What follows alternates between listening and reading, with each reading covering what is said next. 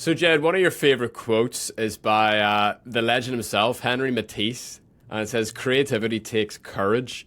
When did you have the courage to become a full-time artist? Because that's what we're all chasing, man. We all want to have that full-time artist status. When did that happen for you? It was an interesting story because I was leaning in the direction of becoming a full-time artist. But I had a job. I worked with high school kids at a inner city school, and I loved it. It was really good. But I was starting to sell more paintings, and I was starting to lean into the idea that I could be a full-time artist. But I was not thinking full-time yet. I was thinking half-time. And I went into a meeting with my boss, and I said, "Hey, I'm thinking about this. What do you think about what if I went half time?" And this is a condensed version, but essentially he said, "Well, what would you do if you weren't working here at all? What would you do?" And I said, "I never think about not working here. I like that's not even in because I loved what I did." And he goes, "Well, I really think you should." And I don't know if he had some kind of insight into my personality or something, but at that moment, I felt like it was a call on my life. And I knew right then I needed to be a full time artist. And I told him, I said, "Okay, I know exactly what I'm going to do." And I told him right then, I'm going to be a full time artist. And so it was actually a story where I felt like it was a divine type of calling.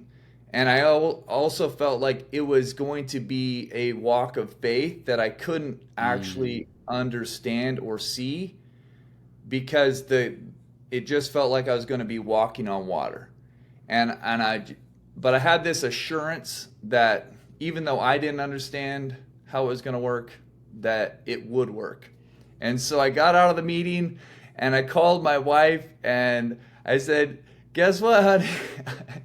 I'm not working for Young Life anymore." So it was a Oh, pretty so interesting. did you quit? Was that what that was? It was essentially I resigned. I told him that I was going to be a full-time artist and then we worked out the deal. We said, "Well, why don't you stay on, for another couple months?" And we just kind of worked on the Crazy. timeline. Yeah, so it was That's a crazy. pretty big decision to make in the middle of a meeting with your boss. It was wild, thinking back on it especially. So, what was it that made you take that leap of faith, or to use your metaphor, like get out of the boat and like test the foot on the water? It's like, can I walk on this water? Am I gonna freaking drown? Well, so part of it was that I'd already been leaning in that direction. And my wife and I had already been talking about it because for years I thought, I think I have the talent to be a full-time artist. I think I could do it. But earlier in my life, when that happened, when I actually made the jump, I was almost 40. So I was 39. And but about probably 12 years before that, I had thought about doing full-time art and I had rented a studio and I was living in Vancouver, BC at the time, and I was taking the bus to my studio and I was going to the studio and I'd be there all day and I'd be painting and I progressed a ton in my artwork, but I was super lonely and I didn't realize it. But because I would get on the bus, I'd go to my studio, I'd be there all day, I'd paint all day, and then I'd go home. And at the end of 2 weeks, I said to my wife, I said, "I can't do this. This isn't me. This isn't who I am." And so I kind of written art off as a career because I thought if you're an artist, all you do is go to your studio. You're always by yourself. You're always a loner. And I love people and I love interacting with people. And I just thought, it's going to kill me to do that.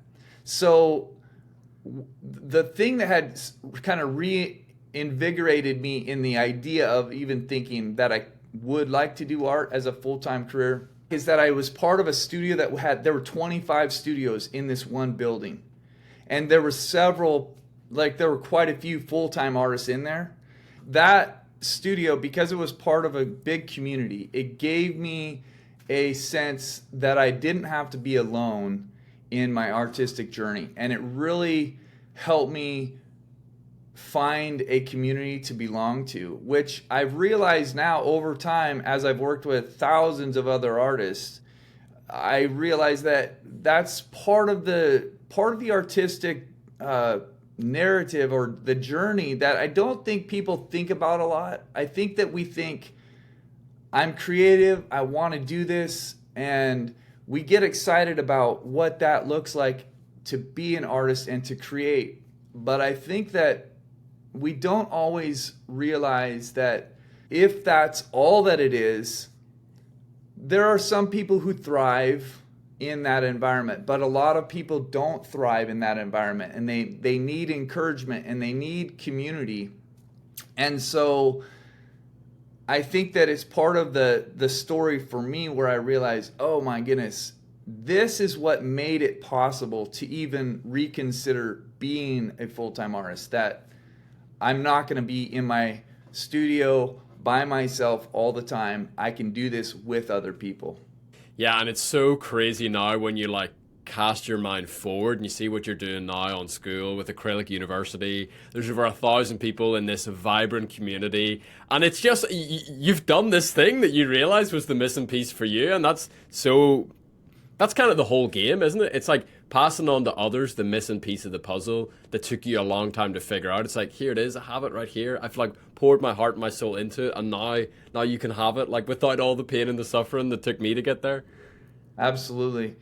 Because honestly, the story of art is really a story of dreams, and kind of a story of dreams that have been given up a lot of times. Mm. And I think that for somebody to realize that they don't have to give up their dreams, that they can pursue their dreams and that they can thrive that's the part of the story that I want to tell, and I want to encourage people in, because art is, you mentioned the quote, creativity takes courage.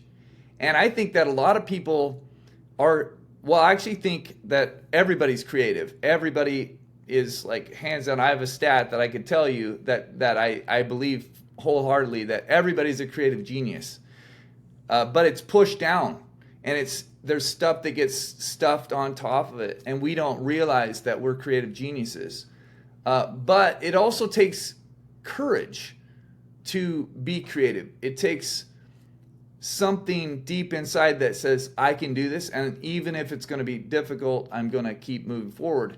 And encouragement is a really big part of courage, because if you lack courage, you need encouragement. Encouragement means to inspire with courage. And that's part of that community also, is that if you're doing this by yourself and it's easy to get discouraged. It's easy to feel like you don't have a place to belong. It's easy to give up. But if you have people on that same journey with you, they can encourage you, and that can make all the difference for you not giving up on your dream. So powerful. And I think you even reflected this in your own story, where for so many of us, that creativity is something that we experienced a lot in our childhood. And it could be in multiple different mediums. It could be in drawing, it could be in painting, it could be even in sport, it could be something. But it gets pushed down, like the adult world, the realities of life, the responsibility of 21st century just like pushes it all down. And so when you're talking about like calling people to courage, it's you're asking them to have a lot of bravery to come back to those places in spite of whatever their life circumstances is. And I love your commentary there on encouragement. One of my mentors, he says that the word encouragement literally just means to breathe courage into other people. Like, who breathed courage into you? Was it that studio? Wasn't it being around those other artists that were just able to you were able to soak up the courage from everyone else around you, or was there anything else? Well, it started way before that with me. I had two parents that loved and encouraged me my whole entire life in whatever I was doing. And I look at my life and I think I have this this foundation of encouragement. And so I never thought that I couldn't. Well, we all have our own inner critic. So I won't say that I never thought that I was that I couldn't do it, but I did have this kind of foundation of encouragement that helped me believe that I could be a good artist, that I could do it. Now, the thing is that my story and my dad's story they I don't know how to say it, they juxtapose against each other a little bit. So he was probably the early artist, like he did art in high school and things, and pursued art as a career. He was an art teacher, and then he was a full-time artist. But they struggled. He has a similar personality in that I think he actually really loves being around people. And so they lived in a small rural place. This is before the internet, of course. I mean, there's all these things that were stacked against him in his art journey. And he had to give up his art journey and go work. He ended up going to work for Boeing. He was a production illustrator, so there was still a little bit of this, the skills that he had being put to use. But of course, the environment, it wasn't an artistic environment or creative or anything. So he gave up his dream to support our family. And so that was when he was 40. He gave up his art dream. When I was 40, I became a full-time artist. And crazy. And I look at that and I think, well, the foundation of stability that he enabled us to have as a family and that my mom enabled us to have really gave me what I needed when I was 40 to be able to dream, to be able to think outside the box. Because I had, up until that point, I'd had my own house painting business. I've had a brush in my hand a lot in my life, but where my dad, they encouraged me in art in general, and they encouraged me in creativity, and even in the pursuit of being an artist. They weren't against that at all. That is a common story, that sometimes people want to pursue art and they get highly discouraged, but that wasn't my story. But because my dad had to give up his dream at some point, I think he had a little bit of a skepticism about it at the same time, right? Kind of like, you better not go all in, because you might need to, you'll probably have to give that up at some point. Like, I think that there's just a little bit of, don't bet all your, don't bet everything on that. Yeah. And so if we go back to when you actually did that, you make the deal with your boss, you say it's going to be a few more months here and then I'm out of there. Like, what happened next? Oh man, I had a show lined up. So this show had already been planned, and it was in that same big art center that I was part of. And the good thing for me at that time was that we lived in Indianapolis, and we had a low cost of living. And my studio, as in this art center, was really cool studio. It was $250.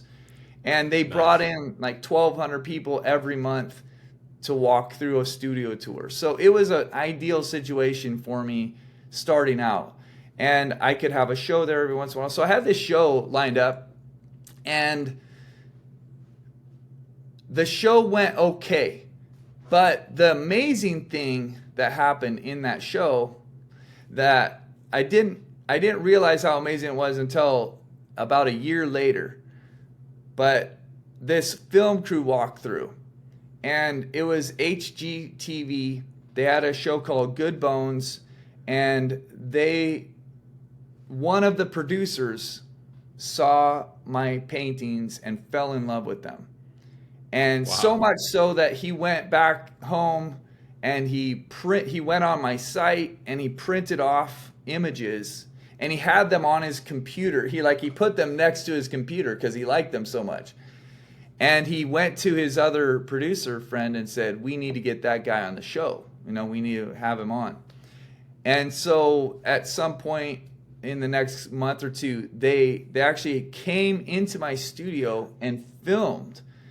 And what's sad about it is that I was so nervous at the last minute. I got this like stricken with nerves.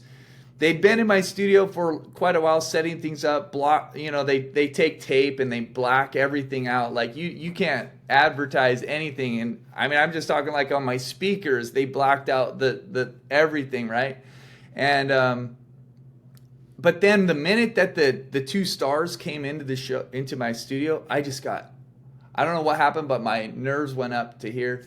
And so they cut out almost everything. I didn't think that they'd use anything of me because I thought, man, I just got too nervous and it was too awkward. But the thing that happened is that year was a struggle. We barely made it, like for real, barely made it in art. I mean, I had a couple bigger commissions that kept us through the winter, barely. And then we got through this art show in the spring where it was kind of like an outdoor art fair. And I told my wife at the beginning, I said, if this show doesn't go well, I'll go do something else because I know that, we need to make a living. But I made $5,000 at that show. I sold 17 paintings. I was like desperate. I was out I was talking to everybody who'd come by. I mean, I was like, let's make this work. And then about a month later, we were driving home to where I live in the Northwest. And I just remember this distinct memory. I was driving across the Cascade Mountain Pass and I'm driving down and I just start feeling my phone buzz and I'm thinking, what is this?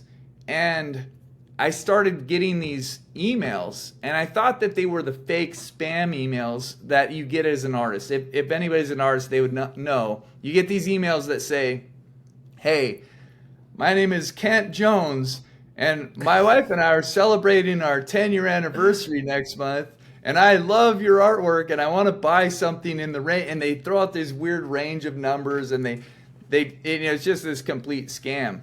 And I'm thinking, right. I'm getting like, why am I getting so many of these scams right now? And then I started reading them and I go, oh my goodness, they must have done something with that show. That show must have come out. And right. I went on our site and I realized that like the day before, 20 people had come to my site. And that day, 900 people had come. Wow. And they'd aired that show and they did cut out almost everything that I had said. There was nothing really about me like talking, but they had shown my artwork and they'd put my name. It said local artist Jed Dorsey and they'd really zoomed in on a few of my paintings and tons of people had come to my site and it kind of like exploded my world, from being like a local artist to all of a sudden I had all these people from all over that were interested in my artwork. Here's the sad thing. They say opportunity favors the prepared. Yeah. I realized that I had all these people come to my site and I had nothing for sale. So that was why I was getting no, Jed. Yeah. But I got like 100 emails of people saying, hey, will you sell anything? Are you doing anything? And, how can we buy your work? So that was a huge deal for me. And it did give me a lift because then that was when I thought I'm never going to do that again. And I realized that I needed to use my website as a way to engage the people that were not local and actually be able to sell something. So that was kind of probably the first connection for me of, okay, this is powerful because people from all over are coming to my site now. How can I actually help make that into something that will benefit me, not just getting emails. Yeah, it becomes like your digital studio or your global shop window in a way, doesn't it? Yeah. And Powerful. you know what? You don't realize how powerful TV is until you have something like that happen. You go, this is crazy. Because every year, when they would do the rerun, I would get an influx of people to the site. It was kind of wild. Crazy. So that really like awakens you to the like seemingly infinite possibilities of the online space. At Yeah. what point do you start teaching online, and how did that start coming about? So, I had been working for an organization, and when I quit, I realized one of the great benefits of that organization was that there was a committee, and the committee of people were people that they cared about what I was doing, and they were there to help me figure out and problem solve. And so I thought, man, here we are, we're trying to start an art business. I need a committee. I need people that I can talk to because I have no clue what I'm doing. And I thought, I need people. I don't need other artists really. I need people who have a business mind. And so one of the best things I did is I got a few friends that were kind of business minded. And the very first one, we were sitting there, and I'm saying, hey, can you help us with our art business? And he said, okay, describe your business. And I essentially went, I make a painting and I sell my painting. I make a painting and I sell my painting. And he said, well, you don't have a business. And I thought, what do you mean? And he said, well, you're a craftsman. And the minute that you stop making your painting, you have nothing to sell. He said, a business is something that you can walk away from and it can still operate. You could still make money and not be there. And so he started asking, what could you do that you could sell without having to produce it every time? And I thought of two things, prints and video. And I thought, okay, like everybody knows that you can make an art print. You can duplicate the painting, or whatever your art is. You can figure out a way to duplicate that. And then I thought video is another way, because I'd seen a few workshops on DVD. People who did a workshop and then they just recorded it and they sold that. And I knew about YouTube. I mean, this isn't that long ago. This is like 2018. And I'm like, YouTube is a possibility, but I don't think that it would be worth it really, because it would take so much time and effort, and I just didn't see how it would make money. And so I kind of gave up on the video part immediately. For the time, I was just like, well, that doesn't seem like it's going to make sense. And we started trying to figure out how to sell prints, because I was taking his advice. But then we moved across the country. The prints had been going okay, but not that amazing. I'd been trying to figure out how to do more with video, but it was pretty unsuccessful. I didn't have a paradigm for how to make it work. I was still only just thinking, you put a free video on YouTube and hope that 1 million people watch it, and then you might make some. And I went to a what would it be, an art retreat, I guess. I was thinking, dang, I just moved across the country. I had a pretty good thing happening where we lived, but we moved across the country. Everything was more expensive. Our housing, our studio, like life itself was just way more. It was probably double or triple the cost that we were paying in Indianapolis. And I thought, I left every collector that I had up there. Now we're living in a more expensive place. I don't want to do this again. If I ever have to move, I want to get connected to the national art scene. And so I went to this convention, this retreat thing that I knew would connect me in some way to a more national audience. And I'm thinking that that was my purpose for being there. But what was really cool is I met a woman and she had a subscription, online subscription video service, right? Whatever you say, platform for selling art instruction. And I knew that was the thing. I met her and I just kept asking her, I'm like, tell me more. And this is the funny thing. She kept using the word lucrative. And I was like, that's what I need. I need something that will pay the bills. I need to increase the amount of money we make, because I could just see that we were starting to drain our savings, and it was just going to be this slow death, by month after month after month.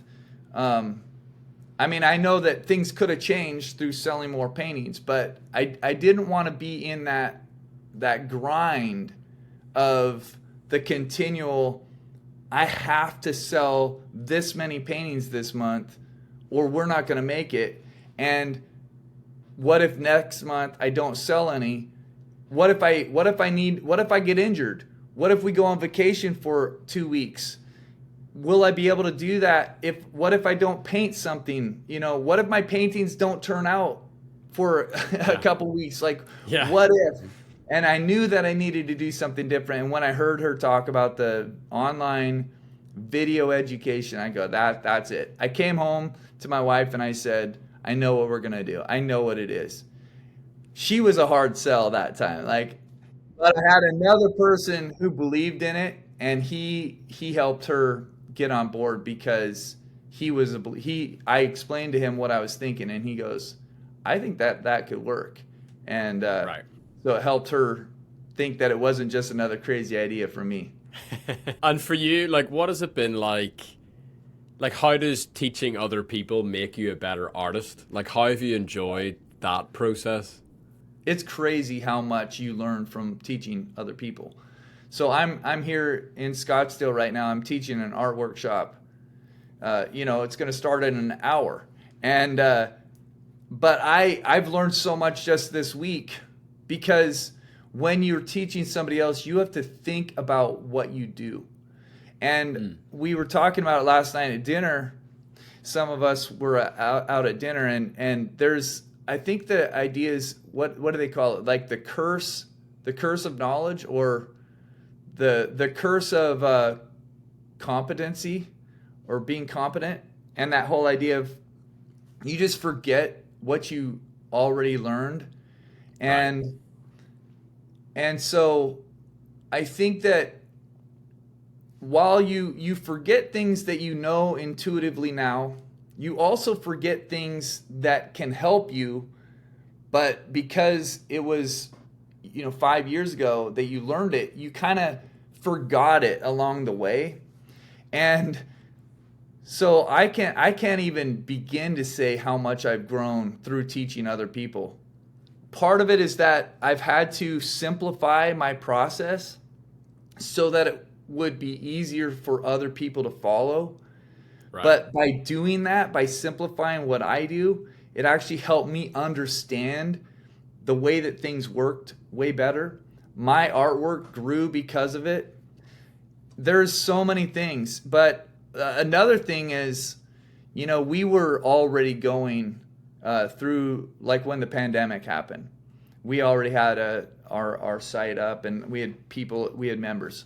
And I have to say that helped keep me sane in a time when we didn't have that much contact with anybody, but we could be connected. We were doing live YouTube, Friday Night Live. We called it Friday Night Live. And I'd come on there, and I'd turn my hat around and be like, it's Friday night. And it became this really fun time that we could have together. But honestly, there's just so many things that teaching other people, but also just building a community of people who are interested in art and love each other, because really there's a community of encouragement and support that has been Yeah. built, and it's amazing.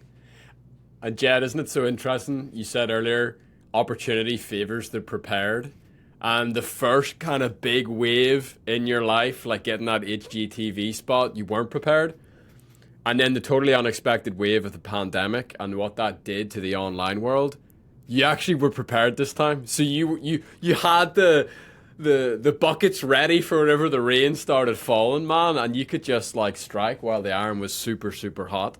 So how on earth did you, because you built a massive community before discovering Skool. Like you've been killing it with Kajabi and all these things before. Like how'd you come across Skool, and like what gave you the courage to follow the thread of this conversation to like move your whole community onto like a brand new piece of software, and like I'm porting all this stuff over and I've got this successful business. Like that's a scary thing to do. I'd been following Sam for a while, and of course I'd been following Alex because I try my best to learn. I've realized over time that I need to continue to grow, and I'm a late bloomer, bro. I'm like a real late bloomer. I feel like I'm just starting to realize who I am and who I'm called to be, and I'm probably 20 years later than I could have been, but it was probably 2 or 3 years ago that I first got Bro, on. so just to interrupt you, like there's a lot of people that 40 was their year. Like Yeah. a lot of people. Like I had someone on the show a few days ago, and they were talking about like all these Bible characters, and it was like Moses was 40, and like this person was 40, and that person was 40, and I was like, dude, like I can't wait to turn 40. Well, it's true. I agree with that too. It's interesting because I think that there's nothing wasted, and I do Right. believe that my life, I look at that and I go, I didn't understand why things were happening the way that they were happening, but now looking back I go, okay, if it had gone differently, I wouldn't have been the person that I needed to be. And so, yeah, I totally agree. So, but I had been following Sam for business, like I'd seen a couple videos that he'd made, and I'm like, this guy's interesting, and he's got like I still remember this video he made. He was talking about 5 things that's like ultra successful people do, and he was like, it was something like that. But he talked about Steve Jobs wearing the same shirt every day, and he's like, you want to make as few decisions as you can, like pre-decide all these different things. And so you know what I did? I went out and I found one shirt that I liked a lot. I bought like 7 of them. And if Nice. you go on our site, you can tell because I wear the same shirt in every dang instructional video that I make. And so, but I had gone on Skool because I'd seen it, and I was like thinking, oh, I wonder if this would be a better solution for us. Because I've always had a love-hate relationship with Facebook. I love when it works well and it can connect people, but I don't like how it can be very distracting. And we would have some people that they just wouldn't want to be on the platform, so they just wouldn't join our community. And then other people who would join it, but they wouldn't use their real name. They just like create an account under a fake name just so that they could be part of our community. And I thought, man, Yeah. it'd be really cool if we could actually have a community that people wanted to be on.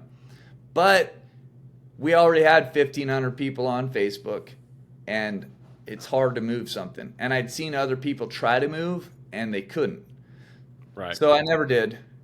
But Facebook made it easy for us when it was probably January 20th of this year. We'd paid to get all these people into a big master class. It was one of our launches. We probably had 10,000 people that had joined a temporary Facebook group, and they were part of this week-long workshop. And we were going to open our doors for enrollment the next Friday. And that Saturday morning, I woke up and we didn't have a Facebook group anymore. It was just gone. And What? we're trying to figure out what's going on. And we would type in our little Facebook address, we'd click on our links, and it would go to this page, and it just said, sorry, this group doesn't exist. and I thought, that's crazy. We didn't get an email, we didn't get any notice, there was no warning. And all of a sudden, 1,500 people had nowhere to belong. And that community had been there for 4 years or so. I mean, there was so many resources in there. There's so much history that was just gone. Nothing. You can't go back. So I thought, I don't want to do that again. I don't want Facebook to be able to just decimate this community that we have worked so hard to build. And I went immediately to Facebook, because it was right around that time also that I saw Alex Hormozy put on his Skool hat, and he said, I just invested in this. And I thought, let's give that another shot. One of the things that I did that week was I went on Skool. I started up an account again, and I started thinking, okay, will this be the solution for us? And I was testing it. I was asking questions. I was in there and I was engaged. And one of the things that I saw was your interview with Sam, and he talked about art. And I reached out to him later, and I realized that his wife is an artist, but there were these connections with art that I thought, okay, if these people care about art, if they will do the work that would help make it a good place for artists to belong, then I think I'm willing to take the risk of jumping onto this platform that doesn't have all the bells and whistles. It doesn't have all the things that Facebook had visually. I'm talking visually. For an art group, it's different than a lot of the people on Skool. They're not artists. They don't have an art-centered group, and it's very clean and minimal, and it's good for that. But for artists, the visual nature of Facebook as a community is like walking into a gallery. You don't have to double click on images. You just go on there and you just scroll, and you see image after image after image after image. And we're talking about paintings. We're talking about people sharing their artwork. And for what we do, that's very beautiful. But it could be taken away in an instant. And Skool gives you more control. It gives you a platform that has the ability to have all these classes together, a calendar together. You can go directly from a class to share your artwork in the community. So there were a ton of things that pushed me over the edge, but one of them was the fact that the Skool people talked about art and actually cared about art. So cool, man. And I mean, and you're killing it. Like, there's over 1,300 people in your school. You're in the top 50th. I don't know if you've noticed, you're in the top 50th schools on the platform whenever it comes to engagement. Like, I know you often say your group is vibrant, but like, it clearly is. Like, people are loving being in this space and getting that courage and getting that co-mentoring and that togetherness that you talked about. So I think it's a really special thing that you're doing, and to hear you use words like belong is just so special, man, because I think these days that's just what we want. Like, we want to find a community of people who care about what we're doing, who care about us, and who we can kind of go on that adventure together with. So it's cool. One thing you do that blows my mind though, right? Your community like closes every now and then, where it's like, you can't get in. And it's like, bro, like, that makes me want to join, like, even more. So, like, have you been doing this for a while, this idea of, like, having launches and periods where you can't join? Like, talk to me about that process. Yeah, it is a part of the strategy that we developed because we really struggled. I knew that we had a good product. I knew that we could help people. I knew that people were, the members that we did have, they loved what we did, and they were growing. But we were having a hard time figuring out how to get people in, and yeah, so it just became part of the there's a whole method, that you can read books about, the live launch method. But part of it is generally that you have enrollment periods. And then I was thinking about our platform is called Acrylic University. We're a school. We're not accredited, but we have had so many people who come through what we do, and they say, I learned more in the week of the master class than I learned in 4 years of art school. So wow. we take what we do seriously, and it's not just me. There's other people that come and teach too. But the idea of a school, you can have people move into a school district, but if you're starting university, you don't start in November, right? You start in September, January, you start whenever the semester starts for you. And so it kind of made sense that we would follow something like that. The other thing that's kind of neat about that is that if you have people coming in, 2 or 3 people, here and there, and they have questions, you're answering questions all the time. And if you bring people in at set times and in big groups and cohorts, then you have big question and answer times where you answer hundreds of questions, or the hundreds of people have the same question at the same time, and you can answer all of them. At least that's the way that it should go. There's always a few random straggling questions here and there all the time, but it does help with onboarding. And it's cool. Like, I went through your funnel, and it's really, really cool what you guys have built out. It also gives you the ability to to offer the wait list. And a wait list is very, very powerful. Like, Apple uses a wait list. Tesla uses a wait list. Like, the wait list is a very, very overpowered concept. How do you guys use that for growing your membership? There's a lot of parts to what we do that we're still optimizing or building out. And the in-between periods it's kind of high priority for us, because we have done different things. We sell smaller products, like we sell these things called miniature challenges, and it's more like saying, hey, here's this specific idea that you want to, that people would like to pursue. Let's do this together over a course of 8 weeks, something like that. And I saw your Paint Across America product. Looks phenomenal, man. Like, very, very beautiful and really nice idea. Hey, let me see if I have something here. I'm not sure. Yeah, please.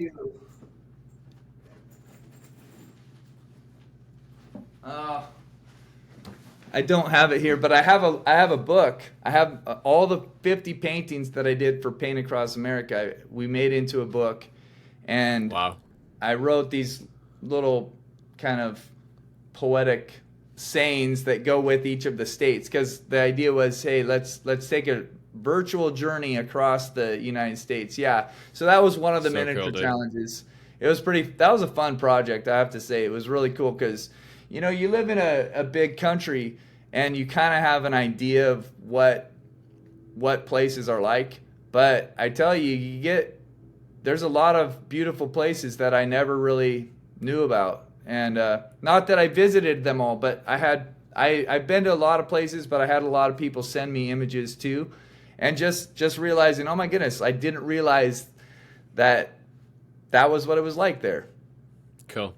So you'll use like your YouTube content and your reels. I watched a really, really nice YouTube video from you, man. It was like no voiceover, just like beautiful, relaxing music. It was like paint along. And I was like, 3 minutes in. I was like, this format's class. And like at the start, you were just writing on the whiteboard instead of like using a voiceover. I was like, dude, this format crushes. And then you were like, sorry, I'm not speaking. My microphone's broken. And I was like, oh, dude. Like I thought it was like totally intentional, because I was like, there's a real vibe to that, because it's a little bit different. And I'd be curious to see like if you keep your microphone broken for like another few videos, like how that turns out, because I noticed a lot of like fitness YouTubers will do like workouts with like no voices, and that's like part of the sell. But like to watch you go through step by step and like actually create like painting from scratch with this beautiful music, I was like, dude, I want to crack a bottle of wine open and like follow along. This is nice. I think that a lot of stuff, you just try stuff. You just like think, Yeah. what do you think might be engaging for people? I mean, I feel like I don't know what I'm doing ever. I always am trying to figure things out and you know, trying to learn. And the greatest way that we've found that we can learn is by just asking for feedback from the people that either consume our content or come through a workshop or are Right. part of our membership. We spent 6 months trying to make our first ever video, like our first course. Like, it was arduous, it was painful. I couldn't talk on camera. It was the most awkward thing ever. It took 20 takes for one little snippet of video. But we thought at the end of it, we thought we nailed it. We have Yeah. this. And what I hadn't sold it at all, hadn't done anything. So I thought, well, how are we going to get this in front of people? I had my Instagram account. I had probably 20,000 followers on there. And I thought, well, maybe I should do a beta test. We'll come up with a beta test. We'll walk some people through the first few lessons. We'll let them tell us how much they love it, and then we'll sell it to them. And we brought people in, and they started writing their reviews. And I remember reading, and I remember this. Two things happened. One, we got really good feedback, and not all of it was positive. Some of it was like, hey, why did you do it that way? Why didn't you show us this? Maybe you should think about this. And we went back. We realized, oh my goodness, we thought we had nailed it. We didn't, but we had no feedback. We had no. It was just like a loop, that we were just listening to ourselves, and we thought we nailed it. And then we got feedback and realized we need to redo this. So we went back and we re-filmed 90% of it. But guess what? It was way easier the second time. We got it done so much faster.